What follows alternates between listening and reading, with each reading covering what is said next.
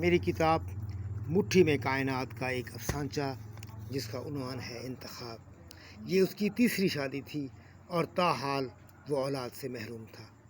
پہلی دو بیویاں تو والدین کی مرضی سے گھر آئی تھیں کہ وہاں اپنے اختیار سے کچھ ہو بھی نہیں سکتا تھا، جبکہ تیسری بیوی اس کی پسند کی تھی اور حسن اتفاق سے پہلے ہی سال اس کی گود ہری ہو گئی. اب تو اسے ہتھیلی کا چھالا بنا دیا گیا تھا، لیکن جو ڈلیوری کی ڈیٹ قریب آ رہی تھی اس کی طبیعت بگڑتی جاتی تھی. اس کی سہیلی ڈاکٹر شگفتہ نے پہلے ہی خبردار کر دیا تھا کہ کیس سیریس ہے، اور پھر 8ویں ماہ ہی وہ واش روم میں گر پڑی. جلدی سے ڈاکٹر کے پاس اسے لایا گیا. وہ بےتابی سے اچھی خبر کا منتظر تھا کہ ڈاکٹر شگفتہ نے اس کے پاس آ کر کہا، سوری، ہم آپ کے بچے کو نہ بچا سکے. ہمارے پاس یہی ایک چوائس تھی. دنیا کا کوئی بندہ ہوتا یہی فیصلہ کرتا، اور آپ کی تو وہ محبت ہے، اور پھر ہمارے پاس وقت ہی کب تھا کہ پوچھنے کا. ڈاکٹر شگفتہ اب اسے کیا بتاتی کہ اس کی بیوی کبھی ماں نہیں بن سکتی.